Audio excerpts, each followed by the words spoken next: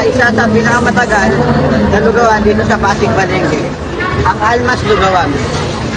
Dito po ako para interviewin si Kuya Benjamin Miranda ng ilang katanungan lamang para sa kanilang business. Yeah. Ang unang katanungan po, kailan po kayo nagsimula mag-business? Kasama ko nanay ko. Siya nagturo sa akin. Siguro mga taon na 19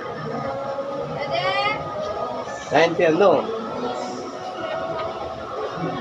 Anong 19 yun? Bata pa ako noon eh. Siguro nasa high school pa lang ako. Bakit ito po yung napili niyang business? Panghabang buhay ko eh. Panghabang buhay na hanap buhay. Kahit konti kinikita, minsan malaki, okay lang. Ano po yung mga challenges na hinarap niyo nung mga parang baguhan pa lang po yung business? Minsan lumulubog ka. Minsan lulutang ka, ganyan. Lulutang. Pero wag kang, yung kailangan malakas ang loob mo. Sige ka lang. Ano po yung mga strategies na pwede niyo pong i-share sa pagdideal po sa mga different or iba't ibang mga challenges na sa business niyo? Ang mga ko dyan, kailangan malakas ang loob mo.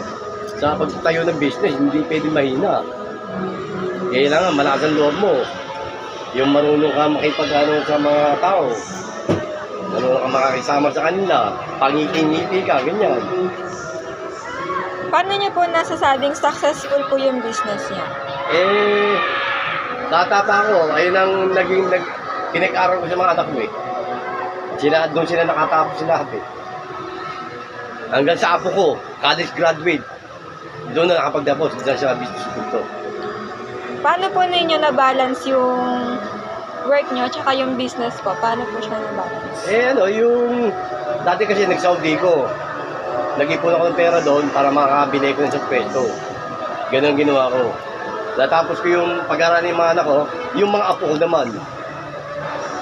Ano pong sa tingin niyo yung magandang characteristic po ng isang business owner?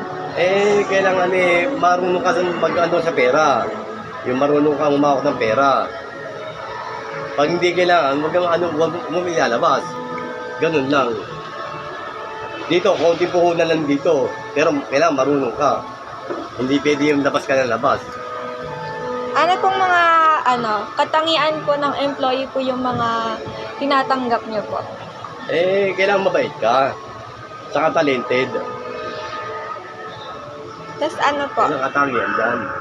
Ano po yung nakakapag-challenge po sa inyo habang pinapatakbo niyo po yung business niyo? Paano niyo po to na-overcome or nalagpasan po?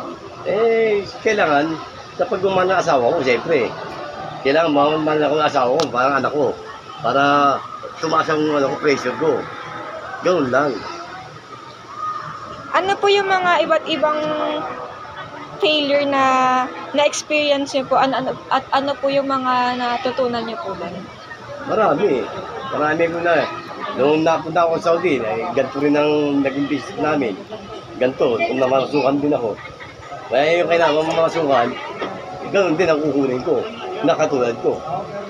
Paano po kayo naging isang motivated pa rin po kayo kahit na po na mahirap na po yung nasa mahirap po kayong time ng business niyo po? Kailangan marunong ka ng kahit na napapagod ka, umaintindi yung pagod mo. Sige, try ka ng try lang. Sige lang. Ano po yung pinakamaikling panahon tsaka mahahabang panahon po ng goals niyo po para sa business niyo po? Papatay ka na.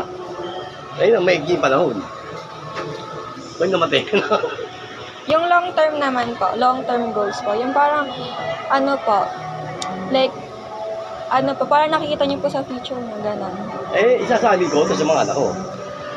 Gano'n. So, last question na po. Ano po yung ma-recommend yung sabihin sa mga gusto magtayo ng sarili nilang business? Kailangan matipid ka. Saka maayos ka humawak ng negosyo. Hindi yung bili ka ng bili kung ano-ano mga binibili mo. Pag kumikita ka, konti pera, tago mo muna. Saka mo, ano ulit yung ano. Parang pag ganun lang, paikot-ikot lang. Pag paikot-ikot lang ang mayayari sa'yo, ganun din nalabas yan, hindi ka malulugi.